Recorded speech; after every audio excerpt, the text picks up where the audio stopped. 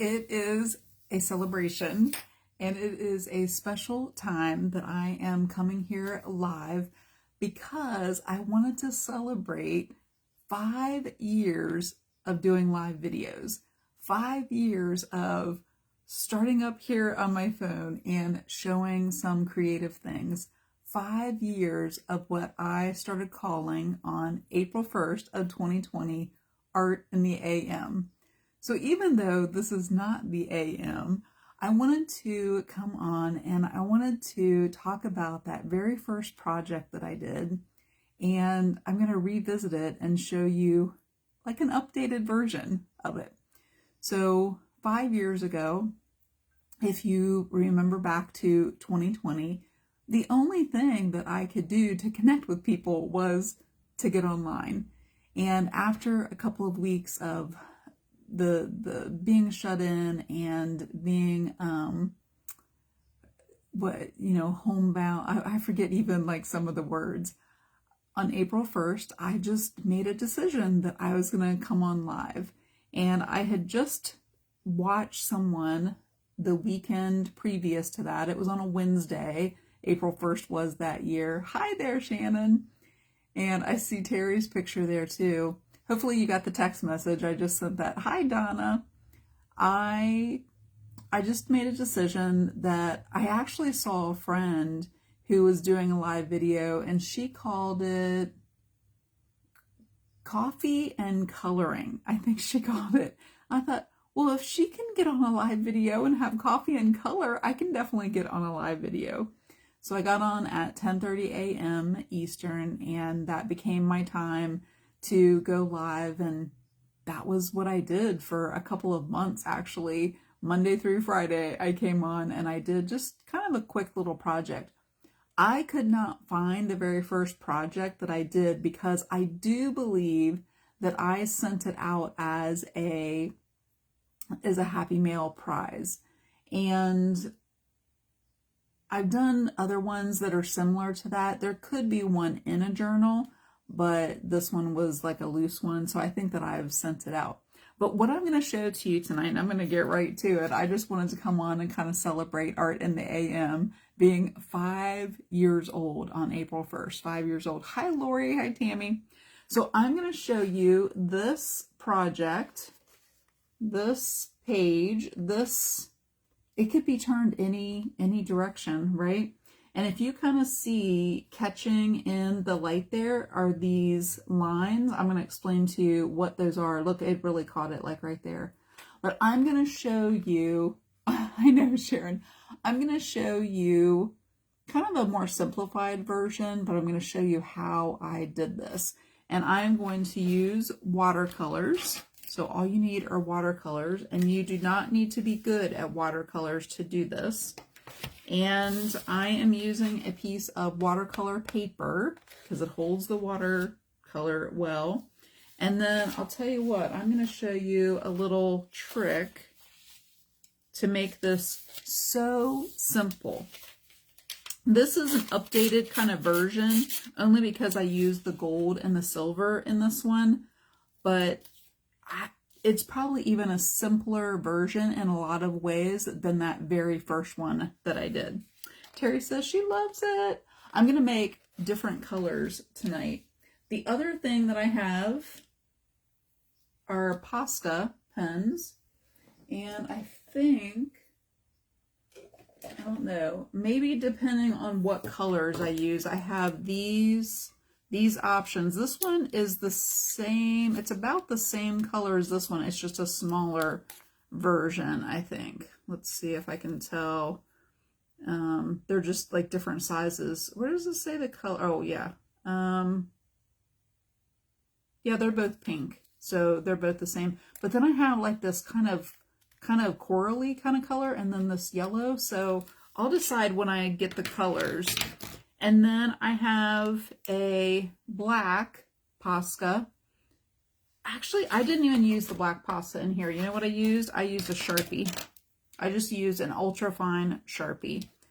So, and then the other thing that I used were these brand new gold and silver. these aren't there. Oh, here's the silver. I'm gonna use gold and silver. These two pens. These are my new favorite pens. They are chrome markers. I do believe that I put these in my Amazon shop. The brand name is Sig Wong. Sig Wong. I will put them in my Amazon shop. When you see me use them, you will love them. And then the other thing that I used was my Uniball Signo pen. And I got out several of them. This one looks like it has the most ink in there. With these 5. And I think that really you could use gold or silver. I use both in here. So really, if you had these and your watercolor, you could take the watercolors and travel with them and do this project in all kinds of different ways. In the watercolor paper, you could have like a little small watercolor journal like the one that I've been using on Monday mornings. So just 4 different materials, and you could create all kinds of different colors, all kinds of these. So I'm going to go ahead and show you real quick how I got started, and you're going to love this first step. This first step here could be something that you do and then leave it while it dries. You could do it before dinner. You could do it anytime, and then just like let it dry. I'm still going to use kind of like these warm kind of colors, like right in here. So mainly these 3, and then I might use a little bit in there. And you could do this a couple of different ways. You can get your paper wet in a couple of spots all over. I like kind of the mixture of having some of it wet and some more intense. And then I'm picking up some of the watercolor, and I literally am just moving it around on the page. And some areas are going to be darker, some are going to be kind of dry brushed on there where there's no water. And I just have like some areas that I'm filling in with this orange. It's kind of like a reddish orange. I use this one, I think, for pumpkins a lot. I am going to try to find the very first video that I did before it gets taken down off Facebook, and I'm going to upload it so you can see that first video. Tell me, maybe some of you that are on here watched that very first video. Did you watch that very first one? I'm going to try to get some even like more intense of this color here. I'm going to find it and upload it to my YouTube channel. If you're not following my YouTube, if you have not subscribed to my YouTube, you can go over and do that. I think I have like 80 videos already over there. Now I'm going to pick up some red, and I don't know if I like that red very well. That's kind of muted. Took my paper towel and just lifted that right up. Let's use this one down here. Oh yeah, that's kind of like a pinkish red.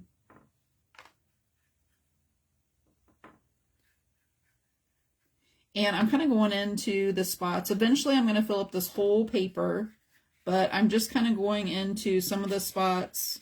And once I kind of have less paint on there, then I might actually come over some that are already on there. What I'm trying to do is just to fill up this whole page, and I want it to have some variation.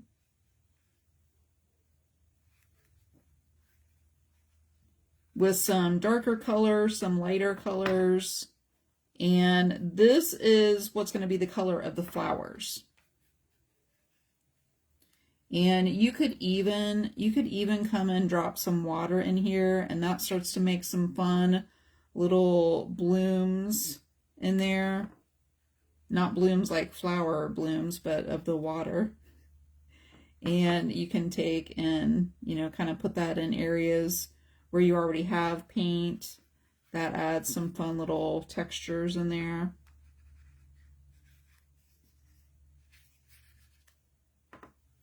Is there anybody on here who actually watched that very first video that I did? I'm gonna get one more kind of a lighter orange. Not a whole lot different.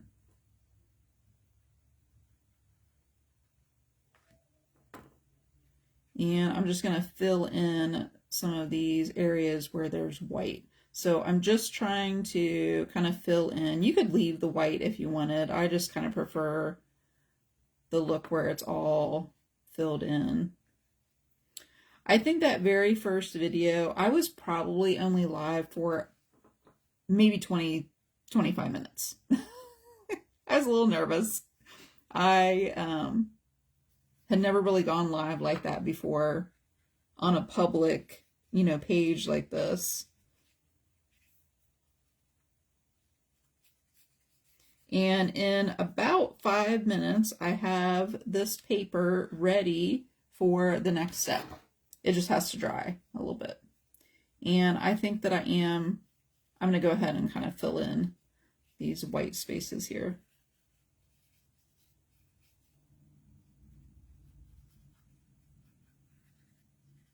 And like I said, you don't need to. I just like to have it all filled in. And you can sit here and play with it as much as you want. This is such a fun way to do watercolor. You should try this if you have never done that. Now, I'm going to dry this with my heat gun.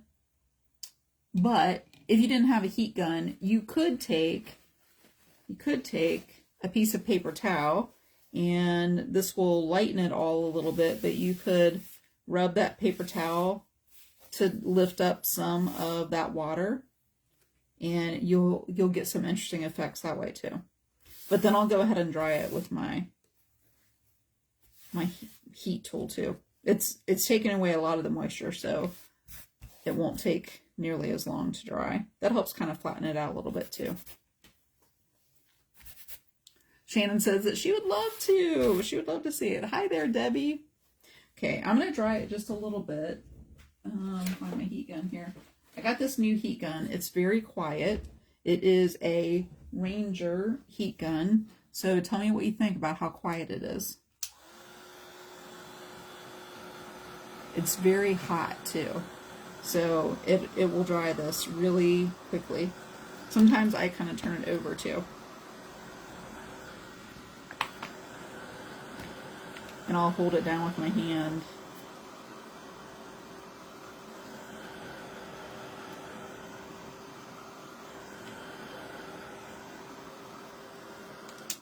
Isn't that really quiet? It's so quiet. Okay, that's all that you need to do for the background. Now, you're going to draw the flowers. Now, these are pretty simple flowers, but I want to show you a little trick. You can take anything, piece of paper, an index card, and you can draw a petal. I think probably having something that had a little bit of thickness to it would be best. And then I don't have my pencil or my scissors over here, but you could cut this out and then you could just trace this. So, Debbie, I'm pretty sure that it is on my Amazon page. So, yes. If you trace this, then you could just trace this little stencil to draw your flowers. But I'm just going to draw mine on here. And I'm actually going to draw them with my friction pen. And I'm going to show you something really quick. I'm going to start with the circles. And I'm going to draw these bigger. So, the petals might end up bigger than this one here, just so that I can fit them on here. But on here I have 1, 2, 3, 4, and then this fifth one coming off the page here. I'm going to do these bigger and just do 3. And I'm using my blue friction pen so that you can see that pretty well. And then I think I'll put one kind of right in here. I want to show you something really cool though. I want you to, are you able to see that circle right there? I'll show you up like this. The friction pens, they are activated by heat. like friction, actual friction, right? And that's how you can erase them. So I want you to watch that circle right there when I apply this heat gun to it.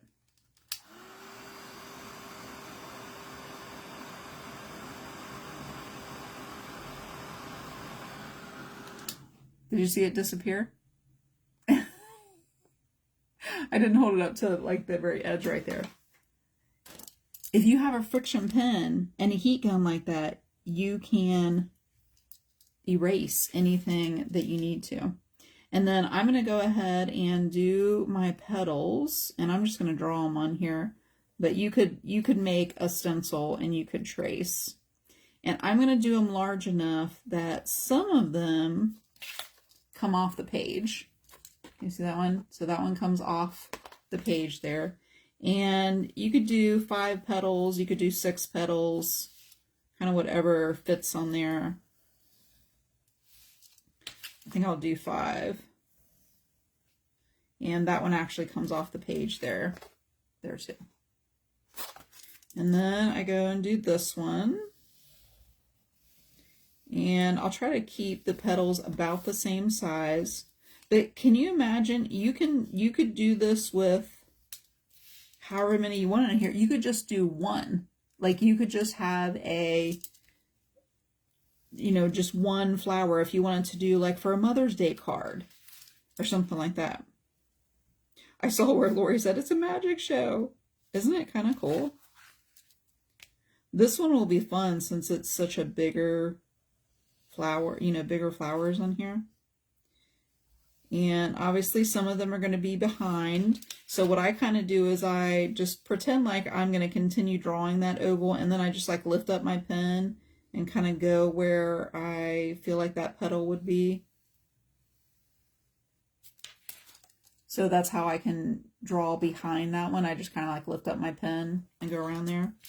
So it's 2 petals.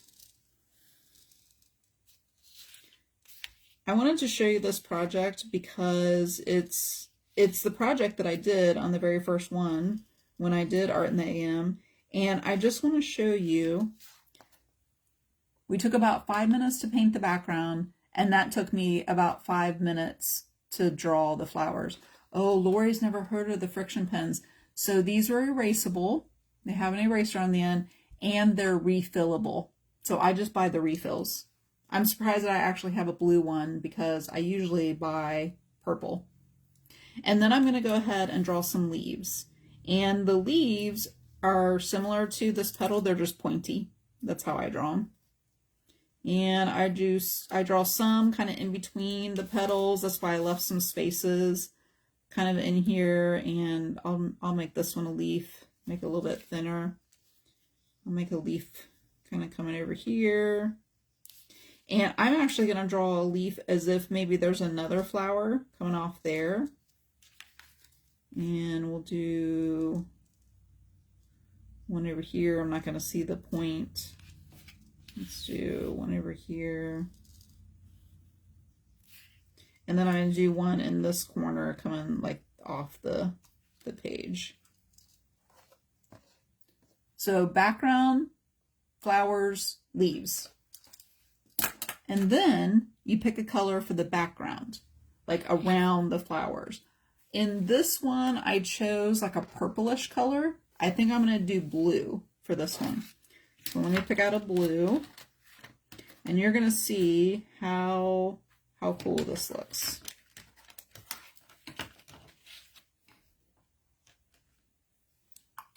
Let me figure out which one of these blues I want here. Yeah, that one's good. And what you're going to do is paint around everything that is not the flowers or the leaves. Now, if you saw my pumpkin, what did I call it? My pumpkin positivity cards. I think that's what I called them.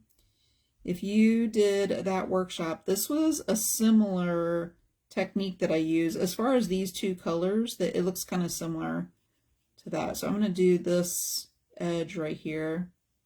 And I try to pull that paint around so there's not any that any place where it's like puddled up.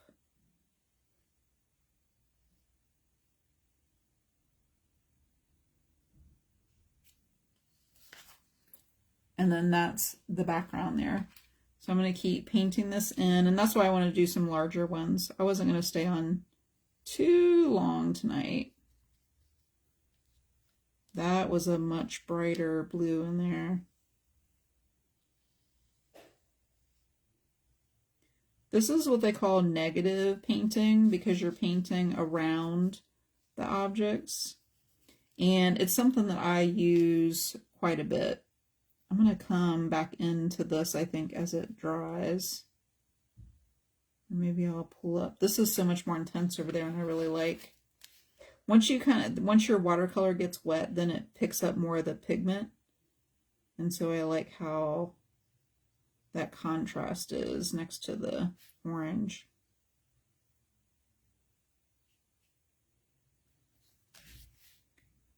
And I'm just painting everything that is not the flowers or the leaves. And the fun thing is, since you already have that orange there, that watercolor in the background, it's already painted in. And this step probably takes a little bit longer than the other ones, but it's still fairly quick. So even if you only had 5 minutes at a time, you could do the background one time, you could do the flowers another time, and then maybe if you had like 10 minutes, you could come in and paint and do this background here. I'm kind of doing all of the outside edges, and then I'll come in and do the inside here. Let's see if this is dry enough to get that a little bit more intense. Oh yeah, I like that. And then I will come in and do like the centers. I think if you get any more than 5 flowers, it would be, it would get kind of complicated. And you wouldn't be able to tell what is the background and what are the leaves and what are the flowers. I actually think I like the 3 flowers better than the 5 that I tried to squish in. I hope that you try this.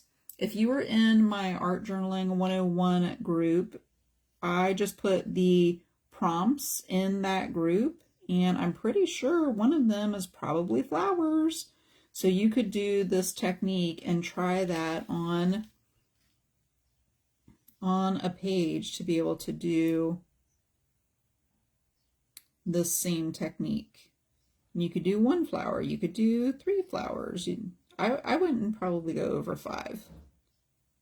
I just think that that would get really, really difficult, and you can kind of pick up watercolor paint after, you know, after it's settled in there a little bit, but it is kind of difficult.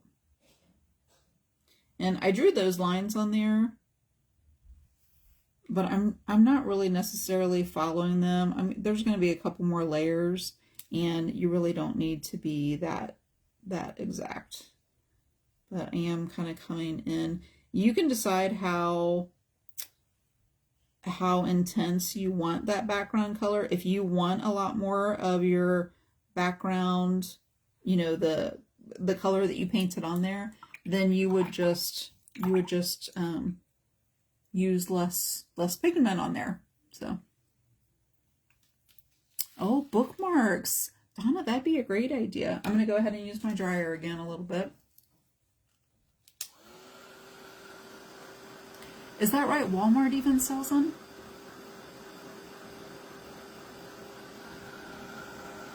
Clothing in Hawaii. Oh, that's fun.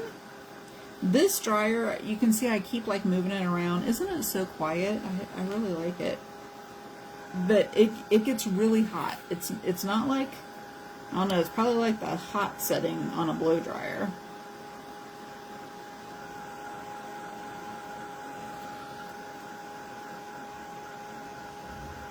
But yeah, I do like the more intense blue on there. You can see it's kind of curling up a little bit, so then sometimes I'll turn it over and it'll start to flatten back out.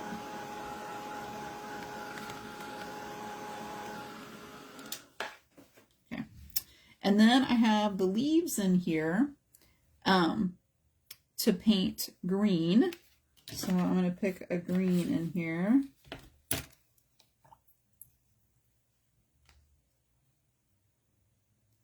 So even with these, you could come back to the leaves, you know, and do those even a different time. So I just really feel like this project, oh, I probably should have outlined the flowers first so I can see where the leaves are. I know this is a leaf. I got excited about painting.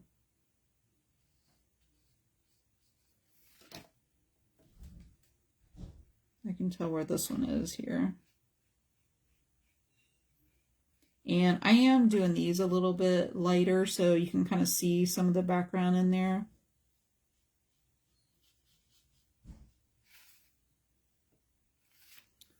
This is a leaf in there. Oh, you know why I can't see the lines? Because the dryer, it dried them and took them away. So that's why I can't see where the leaves are exactly.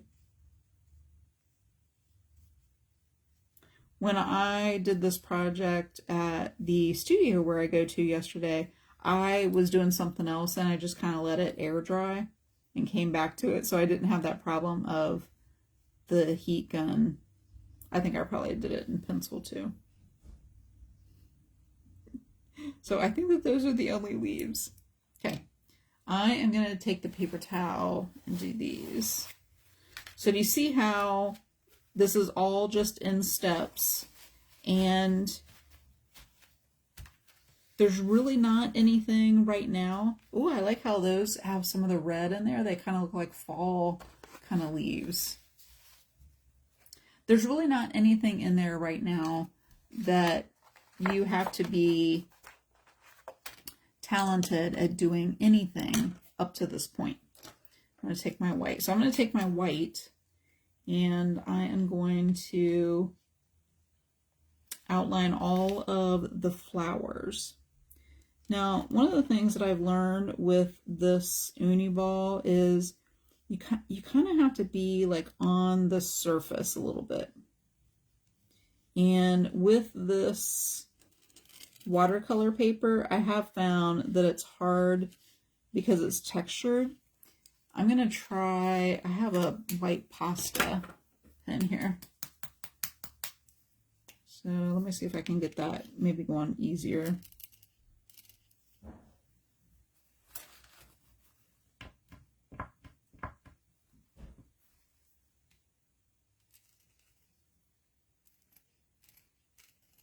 No, I can't get that going either. See if I can. Once you kind of get the uni ball flowing, then it's fine, but especially on this rougher paper, I felt like it was a little bit difficult. So I'll tell you what I'm going to do. I'm going to use my gold. I'm going to go with the gold. This Sig Wong gold, it has a chisel point on there, and it's chrome. So I want you to be able to see what this looks like.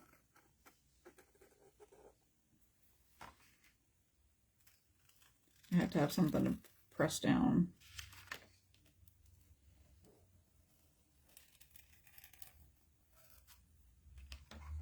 And look at that gold. Kind of, oh, there it catches like a little bit of the light in there. It's so nice. So I think I'm just going to use the gold on this one, and I'm just going to outline all of the leaves and all of the petals. And then that's how you can start to be able to see the difference between. I'm going to do the center here too.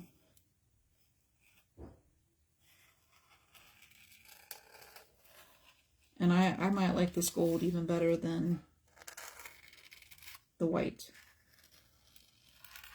So that's one less thing that you would need to have.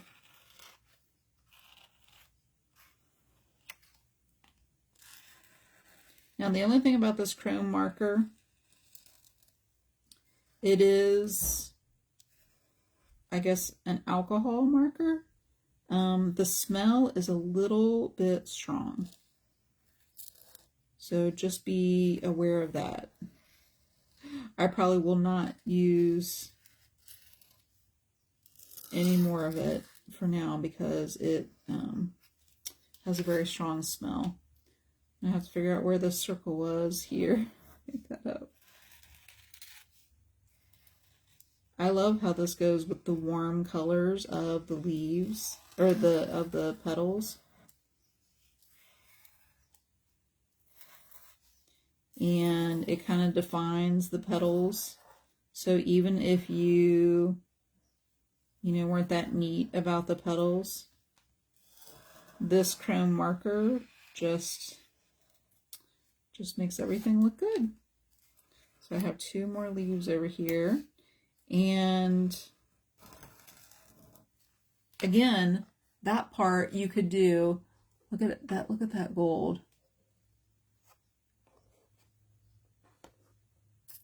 Oh, Tammy, you'll have to tell me, are they the ones that Laura had recommended? I hadn't gotten those. Now, if you wanted to, in the leaves, in the one that I did a line and then I did like 3 little dots. And that way you can kind of tell the leaves from the flowers.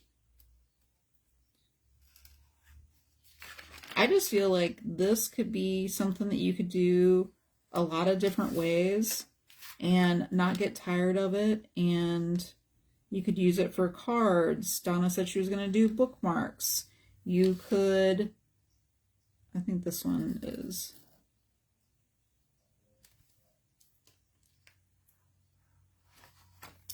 and then I actually took, I think I'm going to try this corally color just to break up some of the petals.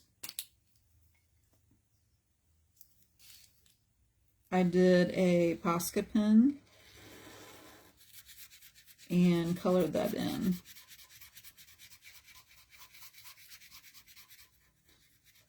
This is a thin little tip, so this will probably take a little while. But I just kind of went in, and it's kind of hard to see with this one. Maybe I would do the yellow. Can't see that one very well. In this one, I had more yellows, so the pink showed up pretty well. Let's try this yellow and see. It's also a thicker point. No, it's kind of blending in too. Guess I'm going to go back to the pink. It is my favorite.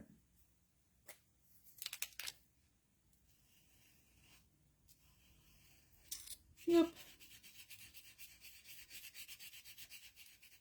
You could leave your petals. You wouldn't have to put this Posca in there, but I did like the separation. It adds like another layer of color in there, and then I'm going to introduce the Sharpie in there.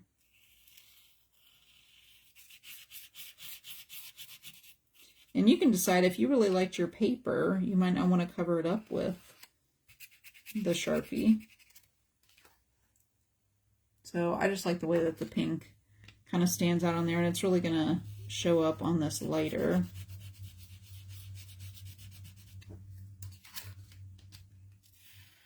And then I'll show you the last step is to do, well, is the Sharpie.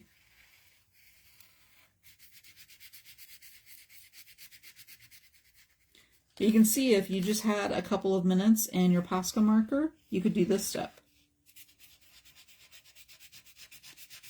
I wanted to show this to you because I feel like it's one of those projects where you could do it in multiple different sittings and finish each one of the steps pretty quickly. What do you think? Do you like the pink in there? I like how it kind of breaks up some, especially these larger spaces that are lighter. I like how it breaks those up. And I'm going to give it a little bit of time to dry before I do anything else. I feel like with the 3 flowers, that's plenty in here.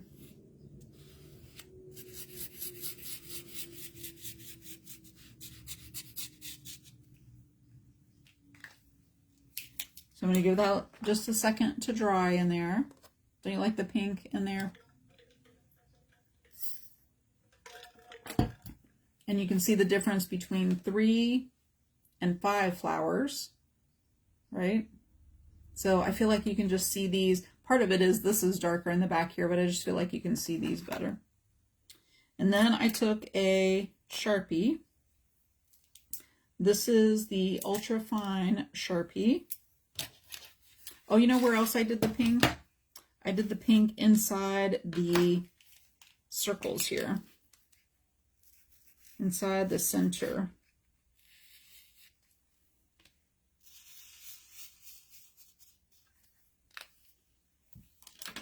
I hope that I see some of you try this tomorrow. And then I'm going to take and outline that pink area. And it doesn't really take too long to dry, so I'm just going right over top of it. And since I've introduced the black now in this area in the petals, the other place that I put the black is here in the center. And I'll show you. I just did like some little like cross hatch lines on there. So I will outline these pink. Again, if you just had a Sharpie, then you could kind of come in and you can do other little, I'm going to go ahead and outline because I didn't do that on that one. You could do other little details with the Sharpie if you wanted to. You could do little doodles inside. You could add, on top of this pink here, you could add things. There could be a lot of different things that you could do with the Sharpie. So if you had everything else finished and you just walked out the door with this paper and a Sharpie, then this is the next step that you could do. And it would just take you a couple of minutes and it would be done. And you would feel like you were, you know, getting something creative finished. Should let that dry just a little bit more there. And I feel like these black lines around the pink really help to make that pop out.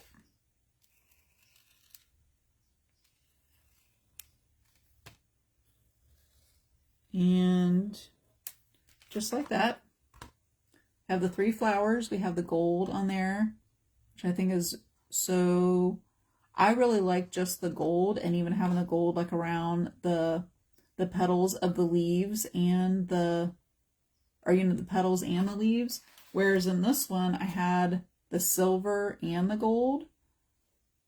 And I like having the flowers outlined in the gold on this one too. The only other thing that I did differently on this one is I added a gold line around the pink. So in between the pink and the outer petal, I added a gold line inside there. And this almost looks like white on the leaves, but that is the silver. I think that I like the all gold on there. And I just like the kind of more subtle. Let me see if I can catch the gold pretty well for you in there. There we go. I like just the kind of more subtle of the gold in the areas there. So did I miss any pink areas? I think I got all of those. I really like the variations of these leaves. In the fall, I'm going to have to remember that, because painting those pinks and oranges underneath and then doing the green on top really makes it look like a fall leaf, right?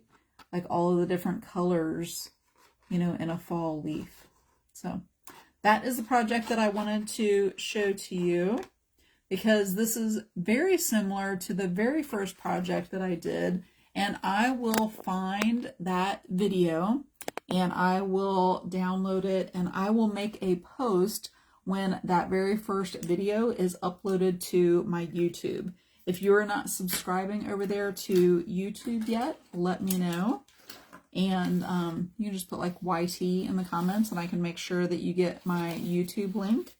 I have like 80 videos over there right now and adding more. I'm going to be adding more. So I hope that you try this, because my goal, and I have started repeating this and putting this on my page, and you'll start to see it more and more. If you're in the Create-a-thon group for the introduction, I put this in my introduction, and we're going to be doing the Create-a-thon on the 10th of April if you'd like to watch that. But I talked about the reason that I keep showing up to show projects like this is because I want you to be inspired. I want you to see this idea and I want you to do the idea. I want you to take action. I want you to try it to build your confidence. And I want you to begin creating with mixed media, because that's what this is. It's all different kinds of media. So I want you to be inspired, to build your confidence, and to begin creating with mixed media. And that is why I started showing up 5 years ago. And that is why I still show up, to share with you some projects to inspire you to create. So I'm getting off here so I can create. I hope that you create, and I will see you again next Monday for the start of year 6 for Art in the AM at 10:30 a.m. Eastern, right here. See you then.